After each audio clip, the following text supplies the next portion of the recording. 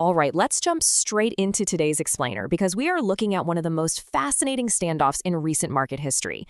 Right now, Bitcoin is just trapped. It's hovering right below this massive psychological barrier at $80,000. It keeps knocking on the door and it just keeps getting rejected. So today, we're going to decode the charts, look at the macro data, and figure out exactly why the world's largest cryptocurrency is totally frozen in this sideways mystery. Here's our roadmap for the breakdown. We're taking a strictly data-driven approach today.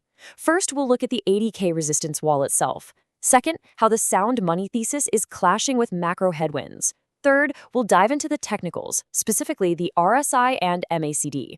Fourth, we'll map out this new sideways range scenario. And finally, we'll cover the key price levels you absolutely need to watch. So, let's start with part one, the 80K resistance wall. $80,000. That is the magic number everyone is staring at. Right now, Bitcoin is hovering around $78,590. But what is just incredible here is that it's been rejected at that $80,000 mark for the 8th time. I mean, think about that. 8 separate attempts to cross this psychological barrier, getting up to around $79,650, only to get stubbornly slopped back down. The market is clearly hesitating to pull the trigger and cross into that uncharted territory. And it gets weirder, because there's this fascinating divergence happening right now between traditional US equities and crypto.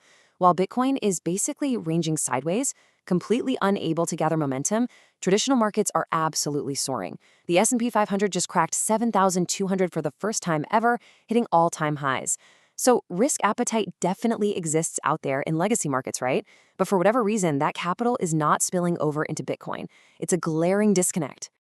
The psychology driving that disconnect is really interesting too. Look at the Crypto Fear and Greed Index. It's sitting exactly at 47. Now, to put that into perspective, just a month ago, the market was in an absolute panic. We were seeing single-digit extreme fear scores of 9. Fast forward to today, and it is perfectly reset to 47, which is absolute dead center neutral.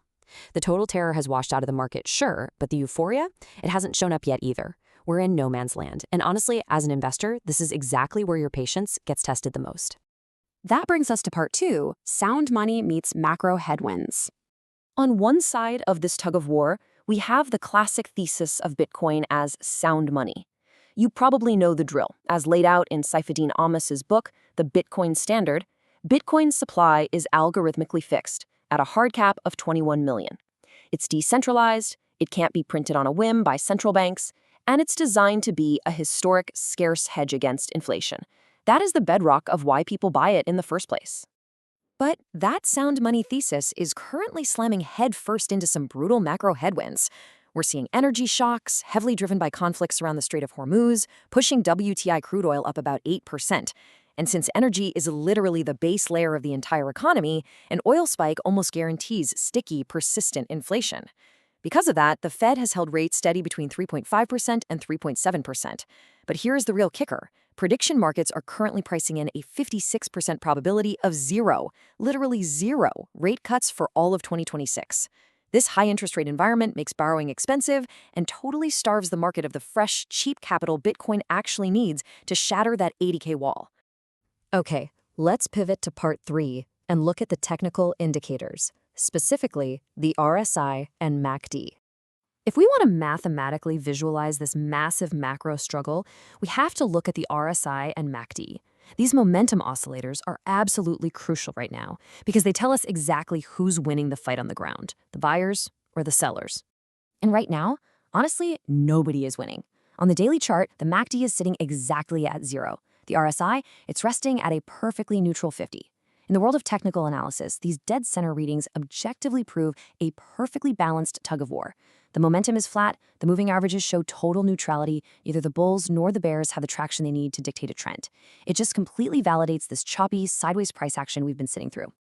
Which leads us perfectly into part 4, the sideways range scenario.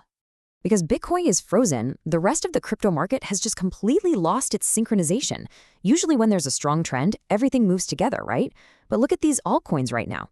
Dogecoining is actually showing some short-term strength, closing the week up almost 7%. But then you have Ripple showing consistent weakness, down over 5%. And if you zoom out a bit, Solana has suffered a massive medium-term decline, down over 33% for the year. It's a total lack of alignment. The overall market correlation has completely broken down. simply because the big boss, Bitcoin, isn't giving anyone a clear direction. So, this forces us to ask a really critical question. With all coins scattering in a dozen different directions and our key momentum indicators locked at absolute zero, what does this total loss of market synchronization actually mean for Bitcoin's immediate future? How should we be setting our expectations right now? Well, the short answer is the market is evolving into a highly defined sideways range.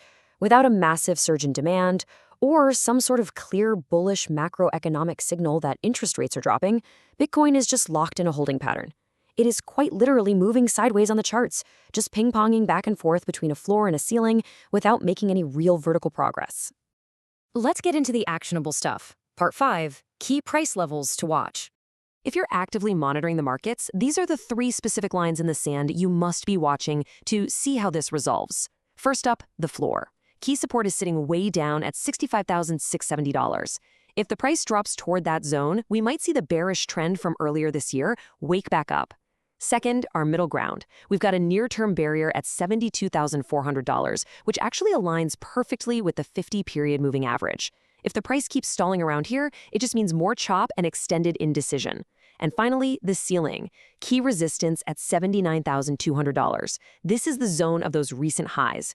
We need a strong, undeniable breakout above that specific level to finally shatter the 80K wall and actually confirm a dominant bullish bias. The biggest takeaway here is that the market is holding its breath. It's waiting for a spark. The technicals are dead neutral, the supply is fixed, but the global economy is applying a ton of pressure from above. So I want to leave you with this thought. What macro catalyst is going to finally tip the scales? Will it be an unexpected de-escalation in the Middle East that drops energy costs? Could it be a sudden U-turn from the Fed on interest rates? Or maybe some kind of massive regulatory breakthrough? Keep a close eye on the data, because the second one of these dominoes falls, this sideways mystery ends, and that $80,000 wall is going to get tested for real. Thanks so much for joining me on this explainer, and as always, keep learning.